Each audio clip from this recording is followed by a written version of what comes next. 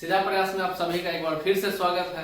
जैसा कि हम देख रहे हैं क्लास 11 का हम लोग क्या पढ़ रहे हैं, वेक्टर पढ़ रहे हैं। वेक्टर में हम लोग क्या पढ़ रहे थे, स्केलर क्वांटिटी और वेक्टर क्वांटिटी। फिर क्या पढ़ रहे थे हम लोग, वहां पे हम लोग क्या पढ़ रहे थे, रिजॉल्विंग इट्स कंपोनेंट पढ़ रहे थे और एंगल बिटवीन टू वेक्टर। ठीक है, तो आज कुछ क्वेश्चन डिस्कस करने वाले हैं। ये एंगल का फॉर्मेशन यहाँ पे रिजॉल्विंग वेक्टर का है, रिजॉल्विंग कंपोनेंट्स का है। एक बात समझिएगा, कल जो क्वेश्चन बताया गया था बस उसी पे बेस्ड ये जो कल हम आपको बताए थे कि एंगल का फॉर्मेशन किस बेसिस पे हो सकता है, कंपोनेंट हम लोग ब्रेक करते हैं किस बेसिस, बस उसी पे थोड़ा क्वेश्चन है, डिस्कस कर रहे हैं आप लोग ताकि क्लियर हो जाए। ठीक है, यहाँ पे देखिएगा सिंपल सी बात है, यहाँ पे एंगल आपसे पूछा गया, बताओ यहाँ पे ये सारा क्या है, वेक्टर, वेक्टर ए है, ये क्या है, वेक्टर बी है। यहाँ पे क्या ये वेक्टर ए है, ये क्या है, वेक्टर बी है। यहाँ पे ये क्या वेक्टर है, ये वेक्टर बी है, vector A vector B. Question क्या पूछा गया है, find the angle between two vector, find the angle between two vector. Simple सी बात है, एक बात बताइए कि find the angle between two vector के लिए क्या रिक्वायरमेंट है, बस सोचना है, बस वही काम करना है। क्या बताया गया था, एंगल का फॉर्मेशन कब होता है एंगल बिटवीन टू वेक्टर में, जब दोनों वेक्टर को या तो हेड टू हेड कनेक्टेड हो या तो टेल टू टेल कनेक्टेड हो। ठीक है, और क्या हम लोग जानते हैं, चूज स्मॉलर एंगल। ठीक है, एक स्टार्टिंग करते हैं, यहां से देखिएगा, यहाँ पे जो क्वेश्चन है क्या है, वेक्टर ए और वेक्टर बी, ये ज्वाइंट फर्स्ट ऑफ ऑल हमें चेक करना है कि ये हेड टू हेड या टेल टू टेल है या नहीं है। ध्यान से देखिए तो ये देखिए, वेक्टर ए का हेड यहाँ पे है, देखिए वेक्टर बी का हेड कहाँ पे है, यहाँ पे है, नहीं है तो हम लोग को क्या करने पड़ेगा, इसको देखिएगा करेक्ट करने पड़ेगा। और एक बात और हम लोग क्या जानते हैं, वेक्टर का जो शिफ्टिंग होता है वो कैसा होता है, पैरेलल शिफ्टिंग होता है। पैरेलल शिफ्टिंग का सेंस क्या होता है कि बिना डायरेक्शन चेंज किए हो उसका शिफ्टिंग पॉसिबल कर दे, डायरेक्शन चेंज नहीं करना है। तो वेक्टर ए को हम क्या इस तरह ड्रॉ कर दिए, देखिए तो इसका डायरेक्शन चेंज किए हैं नहीं, ये क्या है, वेक्टर ए है। ठीक है, ये क्या है, वेक्टर ए है। और हम क्या जानते हैं, इसका टेल, तो इसका वेक्टर बी का भी क्या होना चाहिए, टेल। तो वेक्टर बी को कहां पे प्लेस करें बताइए तो आप लोग, वेक्टर बी को टेल, इसका टेल को कॉमन पॉइंट पे ले आना है, कहां पे प्लेस करना होगा, यहां ध्यान से देखिए, यहां देखो ये क्या आ गया, वेक्टर बी। ठीक है, यहां देखिए पैरेलल शिफ्टिंग हो रहा है सबका, और ये वाला जो अब एंगल आ गया, ये एंगल, यही तो एंगल पूछ रहा है हमसे कि बताओ इस थीटा का वैल्यू क्या होगा। बता नहीं समझ में, बहुत ही इजी है, बस जो बताया गया पॉइंट उस पर ध्यान दीजिए। यहाँ पे क्या बना लिया हम लोग, टेल। चलिए आप बताइए, यहाँ से क्या है, ये 145 डिग्री है, तो इस थीटा का वैल्यू क्या होगा। एंगल तो निकालने के लिए आता है, नहीं भी आता तो ध्यान से देखिए, इसको एक्सटेंड कर दो, कोई प्रॉब्लम नहीं। इसको एक्सटेंड करने के बाद क्या मालूम चल गया, यहाँ देखिए स्ट्रेट एंगल बन गया। स्ट्रेट एंगल का सम क्या होता है, 180 डिग्री होता है।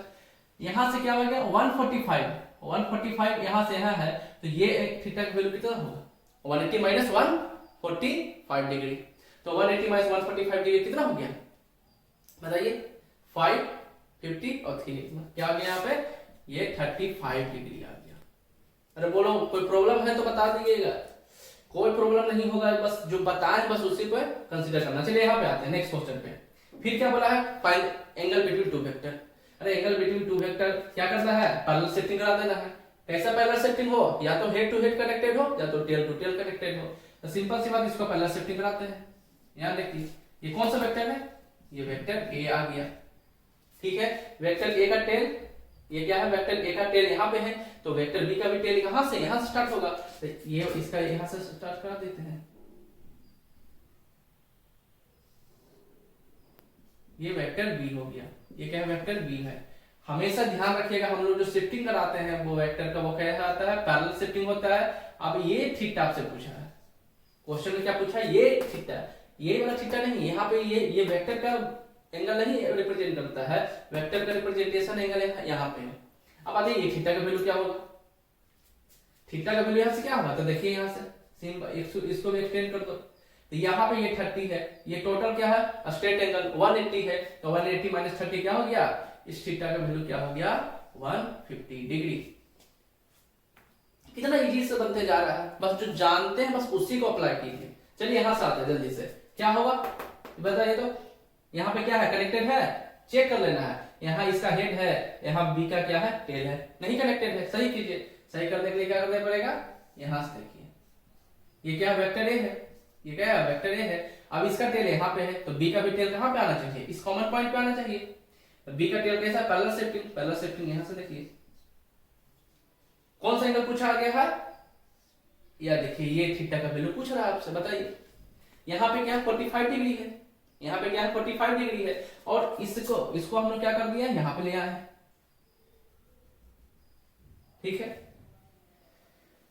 ये पैरेलल शिफ्टिंग में थोड़ा सा यहां से आ जाएगा, वेक्टर ए है। अब बताइए यहाँ पे आका क्या है 45 डिग्री है, तो ई थीटा का वैल्यू क्या होगा, क्या करते हैं हम लोग, इस थीटा को हम निकालने के लिए क्या करेंगे, यहाँ पे अगर 45 डिग्री है तो इस एंगल का वैल्यू हमें निकालना है। अगर यहाँ पे 45 है तो यहाँ का सिंपल सी बात है, या तो यहाँ से कर दीजिए, यहाँ से करने के बाद क्या मालूम चल गया 180 डिग्री स्ट्रेट एंगल हो गया, ये 40 है तो ये क्या हो गया 140 डिग्री हो गया, ये रिमेनिंग एंगल कितना हो गया 140 डिग्री हो गया, तो यहाँ थीटा का वैल्यू कितना आ गया 140 डिग्री। कोई प्रॉब्लम नहीं हो रहा है अभी तक, कोई प्रॉब्लम हो तो बताइए। अब यहां से देखिए, यहां से भी क्या है सबको चेक करते रहना है। यहां से क्या है वेक्टर ए है, ये क्या वेक्टर बी है, वेक्टर ए है और वेक्टर बी है। अब यहां से क्या पूछा है कि फाइंड द एंगल बिटवीन। अब देखिए सिंपल सी बात, यहां दोनों क्या है हेड टू हेड कनेक्टेड है। ये बात हम लोग जानते हैं कि वेक्टर का एंगल फॉर्मेशन कब होता है, जब या तो टेल टू टेल कनेक्टेड हो या तो हेड टू हेड कनेक्टेड हो। यहाँ पे तो है, लेकिन एक बात और हम लोग क्या जानते हैं कि choose smaller value of angle. तो यहाँ पे देखिए तो 130 डिग्री, ये क्या है यहाँ पे स्मॉलर है ना, ये थीटा का वैल्यू क्या होगा, ये है आपका स्मॉलर। यहाँ पे 130 डिग्री तो नहीं होगा, क्या हो जाएगा फिर से ये स्ट्रेट है, ये क्या बन गया स्ट्रेट एंगल बन गया। स्ट्रेट एंगल का वैल्यू 180 डिग्री होता है, यहाँ पे 130 हो गया, तो ये यहाँ का वैल्यू कितना हो जाएगा 180 माइनस 130, ये 50 डिग्री हो गया। यहाँ पे आपको क्या मालूम चल गया, यहाँ का जो फॉर्मेशन है वो हमें नहीं करना पड़ा, क्योंकि हेड टू हेड कनेक्टेड है, और हेड टू हेड कनेक्टेड है तो सही है। लेकिन हम यहाँ पे क्या सीखे, या अभी तक हम लोग जो यूज कर रहे थे टेल हेड वो सब क्लियर था, लेकिन हमें क्या था यहाँ पे choose smaller value of angle. यहाँ पे क्या 130 डिग्री है, तो इधर स्मॉलर वैल्यू इधर है, ठीक है, तो उसका वैल्यू क्या आ गया 150 डिग्री आ गया। अभी तक जो बातें पढ़े बस उसी को अप्लाई करके हम लोग यहाँ पे पहुंचे हैं। यहाँ तक आपको कोई प्रॉब्लम नहीं होना चाहिए। चलिए सेकंड में क्या पढ़े थे, रिजॉल्विंग कंपोनेंट, वेक्टर का कंपोनेंट ब्रेक करते हैं हम लोग कल सीखे थे। आज उस पर कुछ क्वेश्चन हम लोग डिस्कस करते हैं।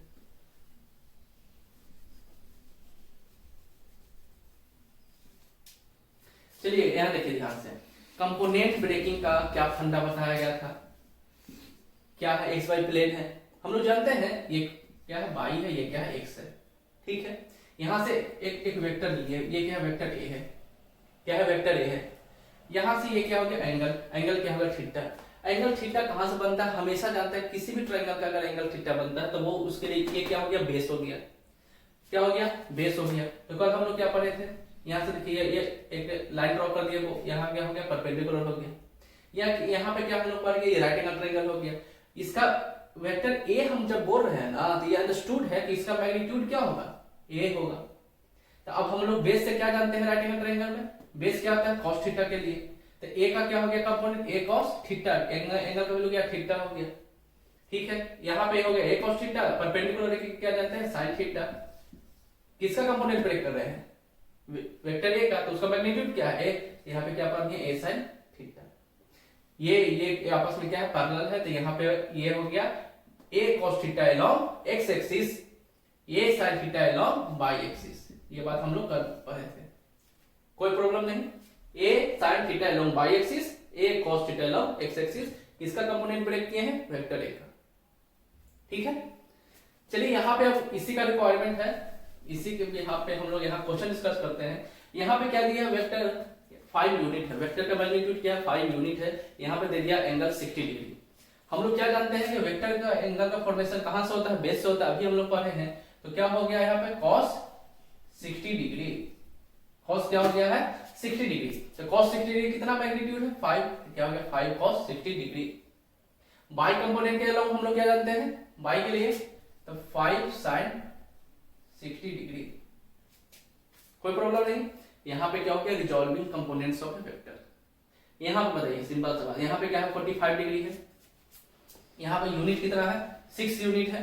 तो जहां से बेस लगता है वो क्या होता है, बेस लगा वो cos थीटा हो गया। कंपोनेंट क्या है 6 यूनिट का, बताइए तो क्या होगा 6 cos 45 डिग्री।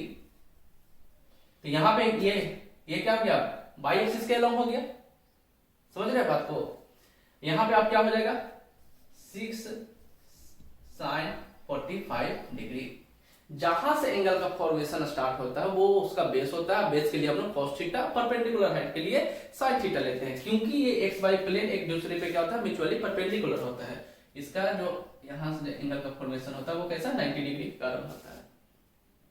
यहाँ पे आइए, अब एक बात समझिए, इसमें अभी तक हम लोग जो वेक्टर का कंपोनेंट ब्रेक कर रहे थे वो हमेशा चिल्ला चिल्ला कर बोल रहे हैं क्या, along X axis, along Y axis.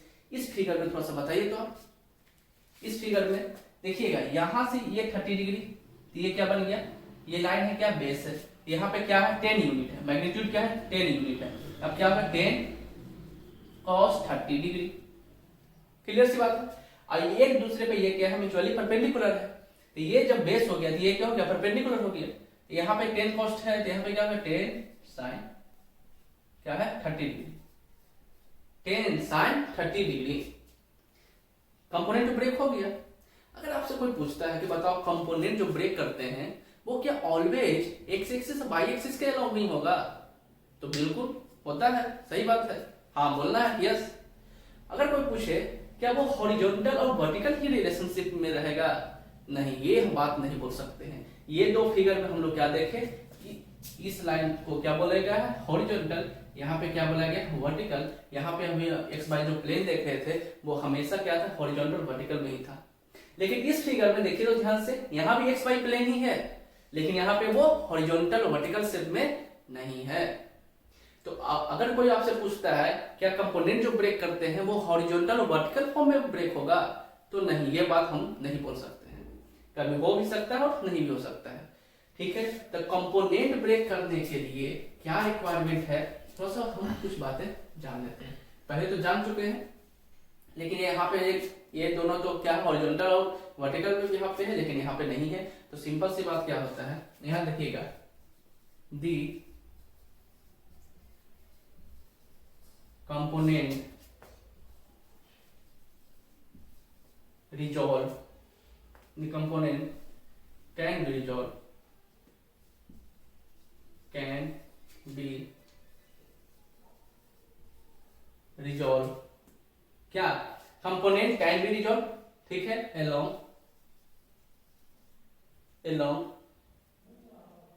along to perpendicular, ये क्या है टू परपेंडिकुलर एक्सिस। सही बात है, हम लोग ये बात तो जानते हैं कि हाँ वो क्या होगा परपेंडिकुलर एक्सिस ही होगा, उसके अलोंग ब्रेकिंग होता है कंपोनेंट का। लेकिन अब क्या हुआ है अलोंग टू परपेंडिकुलर एक्सिस। अब हम लोग क्या जानते हैं उसके बाद इट कंपोनेंट एक्सिस कैसा होना चाहिए, वो क्या बोला कंपोनेंट एक्सिस के बारे में, इट में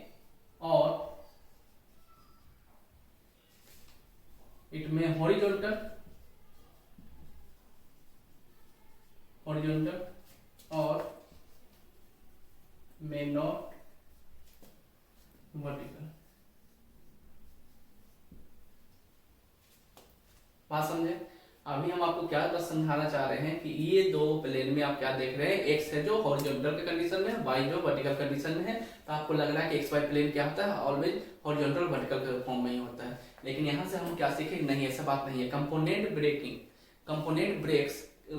can be breaks along two perpendicular axis, बस यही बात बोलना है। वो हॉरिजॉन्टल भी फॉर्म में हो सकता है और नहीं भी हो सकता, वो वर्टिकल फॉर्म में भी हो सकता है और नहीं भी हो सकता है। इतनी सी बातें क्लियर हो गई। अगर क्लियर हो गई ठीक है, तो आगे हम लोग मिलते हैं, आगे क्वेश्चन डिस्कस करते हैं। चलिए अब हम लोग क्या पढ़ेंगे, टाइप्स ऑफ वेक्टर। ऑब्वियस बात है यहाँ पे आगे के चैप्टर में जो भी रिक्वायरमेंट होगा हमें यहाँ से पढ़ कर चलना है। टाइप्स ऑफ वेक्टर में क्या पढ़ेंगे हम लोग, देखिएगा equal vector.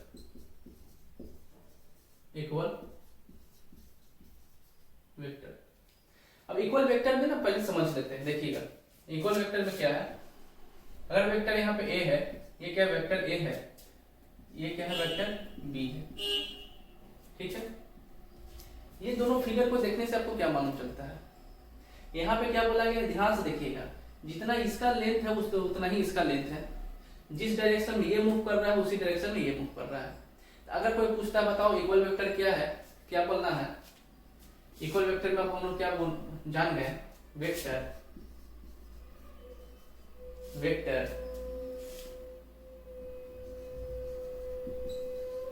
which have same magnitude.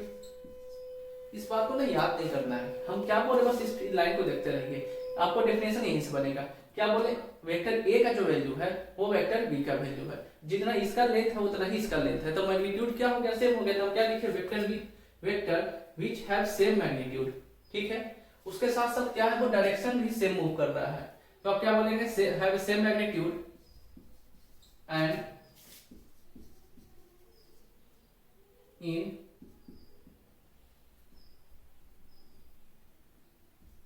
In same direction. ठीक है, क्या हम लोग जान गए, वो मैग्नीट्यूड भी सेम होता है। सिंपल से अगर कोई बोलता है what is equal vector, vector which have equal magnitude and same direction, which have equal magnitude और सेम डायरेक्शन। क्लियर? नेक्स्ट क्या पढ़ लेते हैं, पैरेलल वेक्टर। कोई प्रॉब्लम होने वाली बात नहीं है। क्या पढ़ रहे हैं, पैरेलल वेक्टर। सिंपल सी बात है, पैरेलल वेक्टर के लिए हम लोग ये सब बात पढ़ चुके हैं, बस यहाँ पे ना वेक्टर का फॉर्म है तो अब हमें थोड़ा लग रहा है क्या कुछ नया है। पैरेलल के लिए क्या रिक्वायरमेंट है, दो लाइन,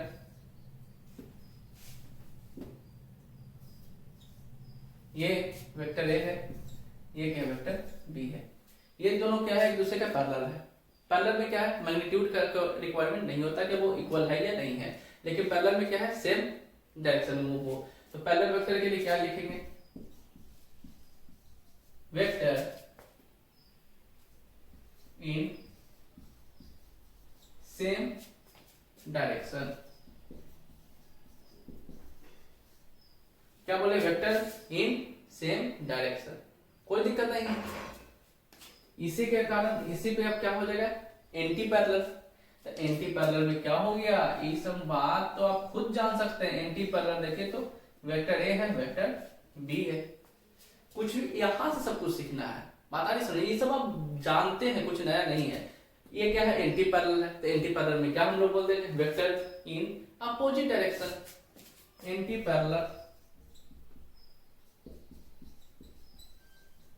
एंटी पैरेलल में हम लोग क्या है, anti parallel vector, vector in opposite, vector in opposite direction. कोई दिक्कत नहीं। थर्ड पॉइंट में हम लोग क्या पढ़ते हैं, क्या पढ़ते हैं, इक्वल वेक्टर है, पैरेलल वेक्टर है, एंटी पैरेलल वेक्टर है। ठीक है, उसके बाद क्या पढ़ते हैं हम लोग, नल और जीरो वेक्टर। नल और जीरो का मतलब क्या है, जीरो का तो ऑब्वियस बात हम लोग तो जानते हैं, नल थोड़ा सा आपके लिए नया भी वर्ड होगा। जीरो का मतलब क्या होता है, सुन, जो हम लोग पढ़ते हैं, तो नल और जीरो का मतलब क्या है, जब जीरो है तो नल के सेंस में क्या आता है, कुछ नहीं, जीरो वैल्यू। तो सिंपल से क्या बोलना है, वेक्टर having जीरो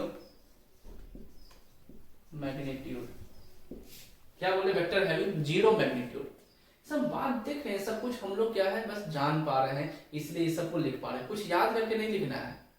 क्या समझा रहे हैं इस चीज को, जीरो का मतलब क्या है, उसका मैग्नीट्यूड जीरो है तो उसको लिखिए ना, वेक्टर हैविंग जीरो मैग्नीट्यूड। क्या याद करने वाली बात है, जब जीरो का ये वैल्यू होता है, का भी मतलब क्या होगा, जीरो होगा।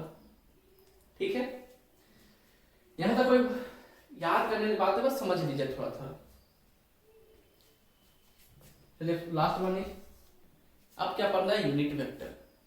यूनिट वेक्टर का मतलब आप लोग हम लोग जानते हैं कि यूनिट का मतलब क्या होता है, एक सिंगल पीस। तो यूनिट वेक्टर में क्या पढ़ेंगे, यूनिट वेक्टर में क्या पढ़ेंगे, vector vector having unit magnitude, कैसा मैग्नीट्यूड होना चाहिए, यूनिट मैग्नीट्यूड होना चाहिए।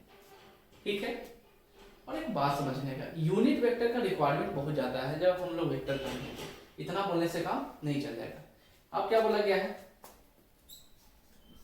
It is used to specify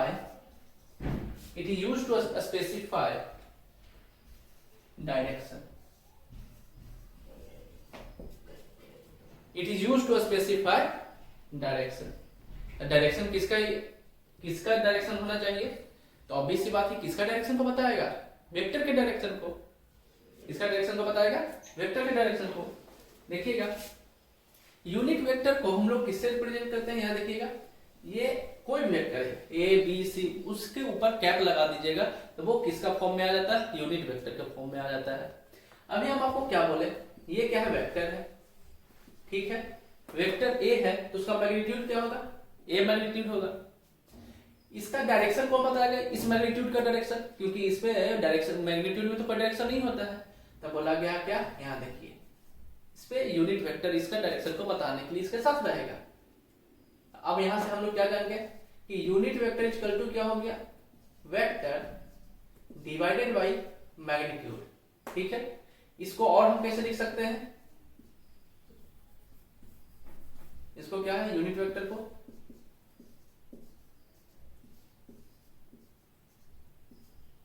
mod लगा दीजिए।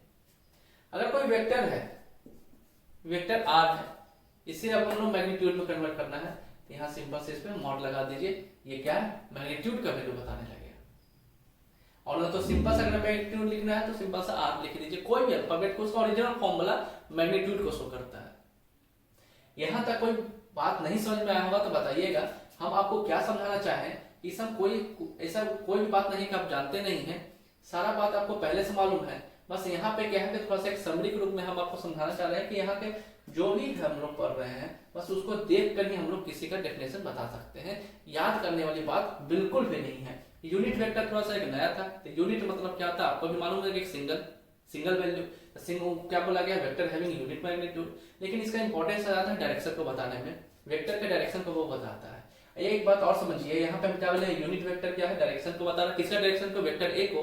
तो यूनिट वेक्टर का डायरेक्शन क्या होना चाहिए, यूनिट वेक्टर का डायरेक्शन अलोंग वेक्टर ए ही होगा। जो इस वेक्टर का डायरेक्शन होगा वही यूनिट वेक्टर का डायरेक्शन होगा। ठीक है, यहां तो कोई प्रॉब्लम नहीं। ठीक है, आगे बोलते हैं। चलिए, और कुछ बच गया वेक्टर नाम है। अब यहां पे हम क्या पढ़ लेते हैं, को इनिशियल वेक्टर, को इनिशियल वेक्टर। को इनिशियल वेक्टर का मतलब यहां से भी देखिएगा, ये सब ना चिल्ला चिल्ला कर बोल रहा है कि हम क्या है, ये अपना इंट्रोडक्शन खुद दे रहा है। आपको परेशानी कुछ भी नहीं होगा इसको समझने में। को इनिशियल का मतलब क्या है, देखिए को का मतलब होता है साथ इनिशियल स्टार्टिंग। तब हम क्या बोलेंगे, vector having common point, vector having common point. अब यहां से देखिए इसका एक बात, यहां से एक वेक्टर है, यहां से भी क्या है, एक वेक्टर है, यहां से भी ये क्या है, वेक्टर ले लेते हैं। वेक्टर ए है, वेक्टर बी है, वेक्टर सी है। ठीक है, सबका यहाँ पे देखिए कॉमन पॉइंट है, जो कि यहाँ से क्या है, वो स्टार्ट हो रहा है, वेक्टर हैविंग कॉमन पॉइंट। ठीक है, यहाँ से आपको क्लियर हो गया है, यही आपका क्या है, को इनिशियल वेक्टर है। हम लोग कहाँ से स्टार्ट कर रहे हैं ये सारा वेक्टर, जो वेक्टर जहां से कॉमन पॉइंट से स्टार्ट करेगा वो क्या होगा, को इनिशियल वेक्टर। ठीक है, अब लास्ट में क्या देख लेते हैं, ऑर्थोगोनल। क्या है, ऑर्थोगोनल वेक्टर। ऑर्थोगोनल वेक्टर में क्या समझिएगा,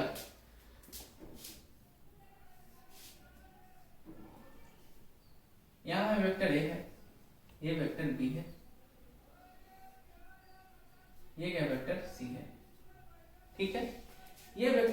along y axis, vector b along x axis, vector c along z axis।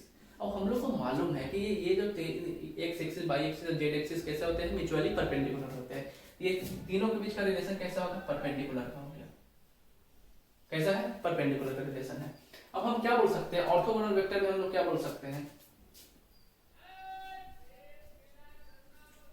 Vectors क्या बोल सकते हैं, देखिए तो यहाँ पे 1 2 3 है, ठीक है। तो देखिए ये भी है orthogonal unit vector, unit vector नहीं ऑर्थोगोनल वेक्टर, और यहाँ पे ये भी है, ए और बी दो ही एक्सिस पे लेके चलते हैं, ठीक है। तो हम लोग क्या लिख सकते हैं, 2 और 3 वेक्टर। कैसा, 2 और 3 वेक्टर। यहाँ पे क्या है, 3 वेक्टर, यहाँ पे क्या है, 2 वेक्टर है। क्या बोल सकते हैं, 2 और 3 vector are said to be, क्या बोल सकते हैं इसको, ऑर्थोगोनल। ऑर्थोगोनल 2 और 3 vector are said to be orthogonal if, एक कंडीशन लगा दिया है, कब बोल सकते हैं, तो क्या बोला गया है, देखिए सबका बीच का एंगल क्या है, 90 डिग्री, यहां भी क्या है 90 डिग्री। तो बोला गया if angle between them are 90 degree. कोई भी प्रॉब्लम है तो बताइए। हम लोग ये एक्सिस वगैरह पे जानते हैं, यहाँ पे भी 2 है, यहाँ पे 3 है, जो फिगर है बस वही स्टेटमेंट है, ठीक है। यहाँ पे कोई इनिशियल वेक्टर का मतलब समझ में आ गया, कॉमन पॉइंट है। तो यहाँ पे आप वेक्टर के टाइप्स को फिनिश करते हैं और आगे जो कंटेंट है उस पर हम आते हैं नेक्स्ट वीडियो में। चलिए मिलते हैं।